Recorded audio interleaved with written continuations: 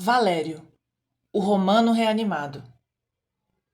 Por volta de 11 horas da manhã, no mês de setembro, dois estranhos desembarcaram na pequena baía formada pela ponta extrema do Cabo Miseno e do promontório de Baule.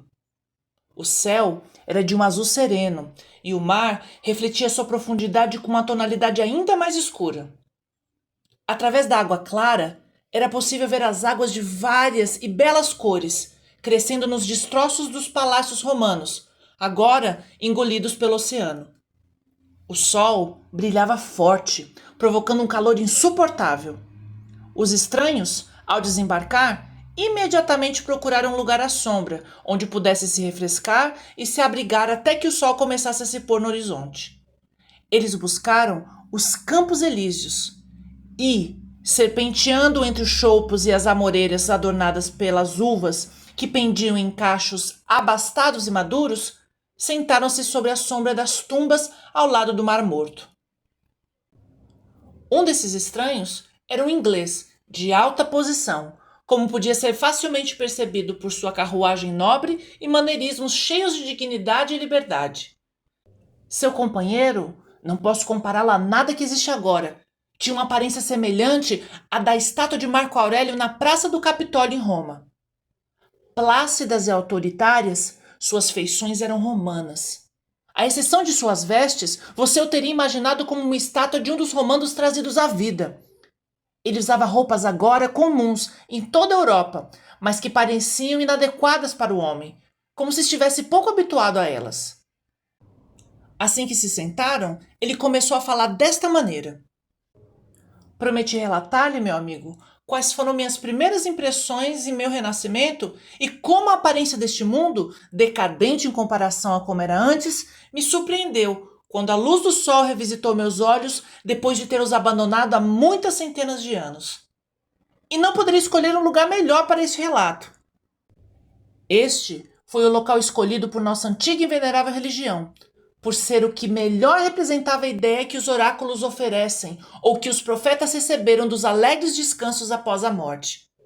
Estes são túmulos dos romanos. Este lugar foi muito mudado pela mão sacrílega do homem desde aqueles tempos, mas ainda preserva o nome de Campos Elíseos.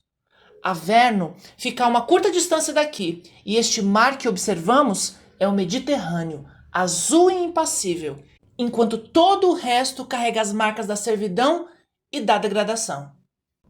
Perdoe-me, você é um inglês e dizem que é livre em seu país, um país desconhecido na época em que vivi. Mas os miseráveis italianos, que usurpam o solo antes pisado por heróis, enchem-me com um desdém amargo. Eles ousam usurpar o nome dos romanos. Ousam imaginar que descendem dos lordes e governantes do mundo? Esquecem que, quando a República morreu, todas as famílias romanas antigas foram aos poucos se extinguindo e que seus descendentes podem usurpar o nome, mas nunca foram e nunca serão romanos. Quando vivi antes, foi no tempo de Cícero e de Cato. Minha classificação não era maior nem a menor em Roma. Eu era um cavaleiro romano. Não vivi para ver meu país escravizado por César, que durante minha existência se notabilizava apenas por seu comportamento debochado. Morri quando tinha cerca de 45 anos, defendendo minha nação contra Catilina. Naquele tempo, os bons homens de Roma lamentavam amargamente o declínio moral na cidade. Mário e Sula já haviam nos ensinado algumas das angústias da tirania, e eu estava acostumado a lamentar o dia em que um senado parecia um conjunto de semideuses. No entanto, que homens viveram naquela época? A República se manteve gloriosamente como o sol de um dia brilhante de verão.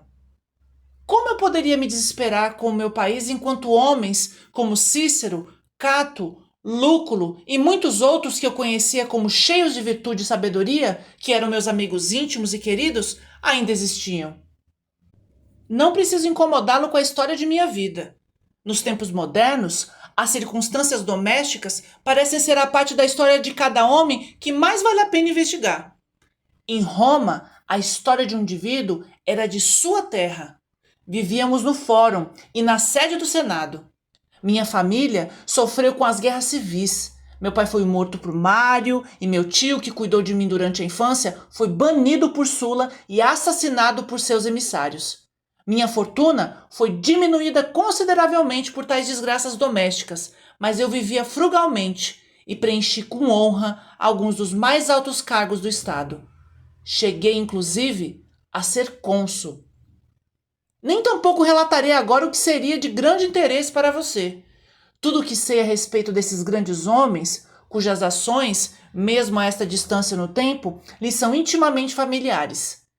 Esses temas têm formado e vão formar uma fonte inesgotável de conversa durante o tempo que permanecermos juntos. Mas por ora, prometi relatar o que senti e vi quando revisitei, 3 anos atrás, esta decadente Itália.